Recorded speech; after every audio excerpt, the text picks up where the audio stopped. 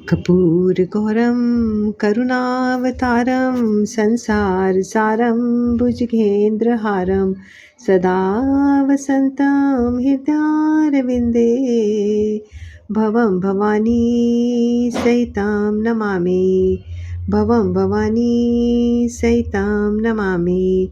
जय गुरु जी की सारी प्यारी संगत का गुरु जी कृपा सत्संग में बहुत बहुत स्वागत है। संगत जी हम पढ़ रहे हैं शिवपुराण का पाठ। शिवपुराण के पाठ में पढ़ रहे हैं शतरुद्र संहिता और पहुंच गए हैं अध्याय नंबर 29 पर। कल हमने पढ़ा था 28, आज पढ़ेंगे 29। देखते हैं आज गुरु जी हमें कितना हमारा कल्याण करते हैं और क्या पढ़वाते हैं। आइए गुरु जी से आज्ञा ले लें। ओम नमः शिवाय। शिव जी सदा सहाय। ओम नमः शिवाय। गुरु जी सदा सहाय। कोटि कोटि प्रणाम गुरु जी, आपके चरणों में अनंतम अनंतम अनंतम शुक्राना।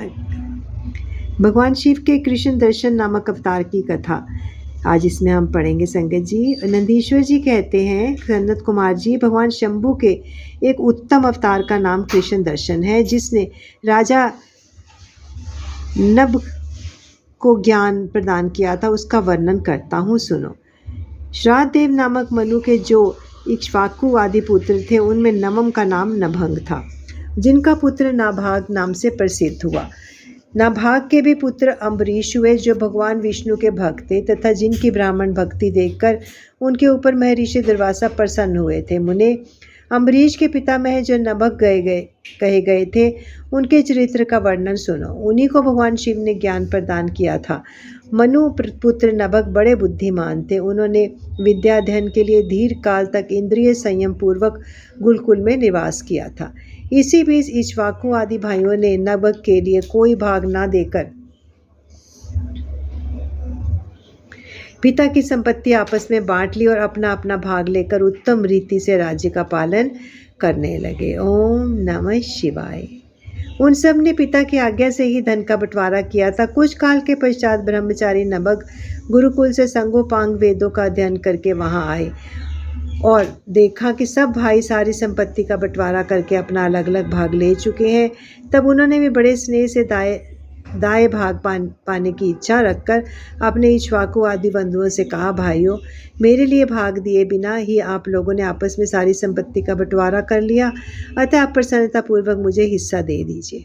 मैं अपना दाएं भाग लेने के लिए भी यहाँ आया हूँ। भाई बोले, जब संपत्ति का बंटवारा हो रहा था उस समय हम तुम्हारे लिए भाग देना भूल गए थे। अब इस समय पिताजी को भी तुम्हारा हिस्सा में देते हैं, तुम उन्हीं को ले लो, इसमें संशय नहीं है। भाइयों का यह वचन सुनकर नभग को बड़ा विस्मय हुआ। वे पिताजी के पास जाकर बोले, तात, मैं विद्या अध्ययन के लिए गुरुकुल में गया था, वहां अब तक ब्रह्मचारी रहा हूँ। इसी बीच भाइयों ने मुझे छोड़कर आपस में धन का बंटवारा कर लिया। वहां से लौटकर जब मैंने अपने हिस्से के बारे में उनसे पूछा, तब उन्होंने आपको मेरा हिस्सा बता दिया, अतः उसके लिए मैं आपकी सेवा में आया हूँ। नभग की यह बात सुनकर पिता को बड़ा विस्मय हुआ। श्राद्धदेव ने पुत्र को आश्वासन देकर कहा, बेटा, भाइयों की उस बात पर विश्वास ना करो, वह उन्होंने तुम्हें ठगने के लिए कहा है। मैं तुम्हारे लिए भोग साधक उत्तम दाय नहीं बन सकता। तथापि उन वंचकों ने यदि मुझे ही दाय के रूप में तुम्हें दिया है तो मैं तुम्हारी जीविका का एक उपाय बताता हूँ, सुनो। इन दिनों उत्तम बुद्धि वाले अंगिरस गोत्रीय ब्राह्मण एक बड़ा यज्ञ कर रहे हैं। उस कार्य में प्रत्येक छठे दिन का कार्य वे स्वयं ठीक से नहीं समझ पाते, उसमें उनसे भूल हो जाती है। तुम वहां जाओ और उन ब्राह्मण को विश्वेश देव संबंधी 2 सूक्त बतला दिया करो। इससे यह यज्ञ शुद्ध रूप से संपादित होगा। यह यज्ञ समाप्त होने पर वे ब्राह्मण जब स्वर्ग को जाने लगेंगे, उस समय संतुष्ट होकर अपने यज्ञ को बचा हुआ सारा धन तुम्हें दे देंगे। पिता की यह बात सुनकर सत्यवादी नभग बड़ी प्रसन्नता के साथ उस उत्तम यज्ञ में गए।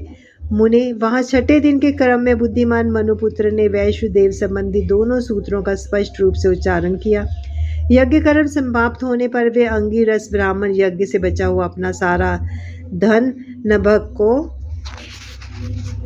ओम नमः शिवाय देकर स्वर्गलोक को चले गए। उस शिष्ट यज्ञ को धन को जब वे ग्रहण करने लगे, उस समय सुंदर लीला करने वाले भगवान शिव तत्काल वहां प्रकट हो गए।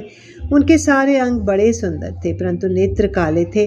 उन्होंने नभग से पूछा, तुम कौन हो? जो इस धन को ले रहे हो, यह तो मेरी संपत्ति है, तुम्हें किसने यहाँ भेजा है?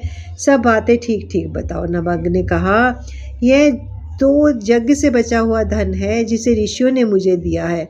अब यह मेरी संपत्ति है, इसको लेने से तुम्हें कोई कैसे रोक रहे हो, मुझे कैसे रोक रहे हो? कृष्ण दर्शन ने कहा, तात, हम दोनों के इस झगड़े में तुम्हारे पिता ही पंच रहेंगे।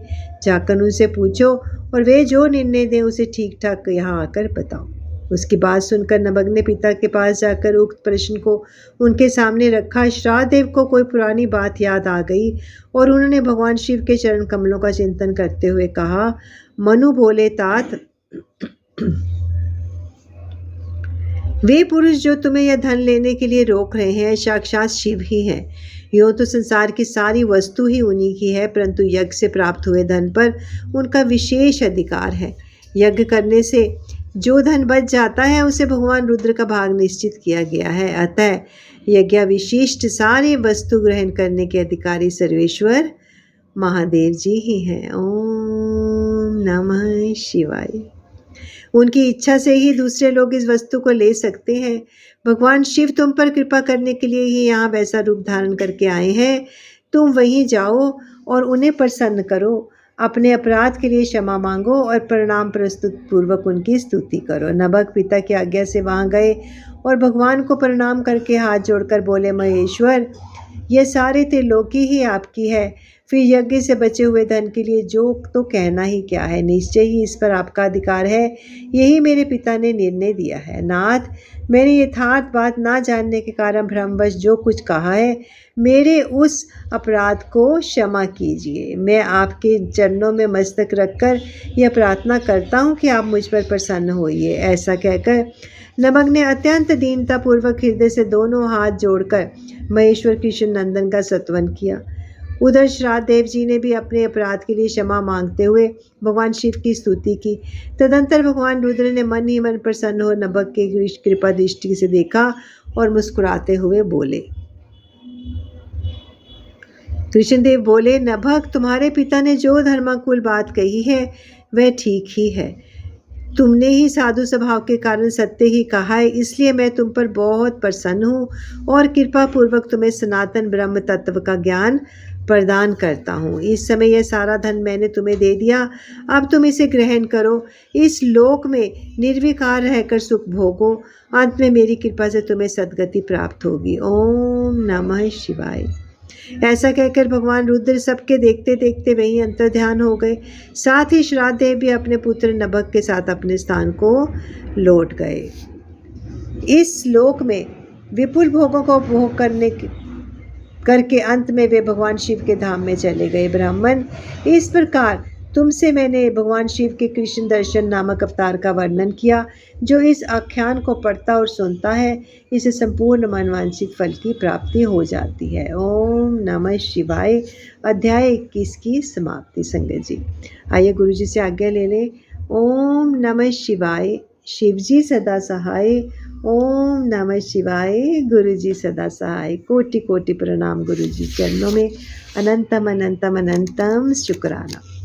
तेरी सेवा गुरु जी, तेरी सेवा, तेरी सेवा गुरु जी, तेरी सेवा, सेवा नु लगदा मेवा, के कर देने भागा वाले, के कर देने कर्मा वाले, के कर देने भागा वाले, के कर देने कर्मा वाले।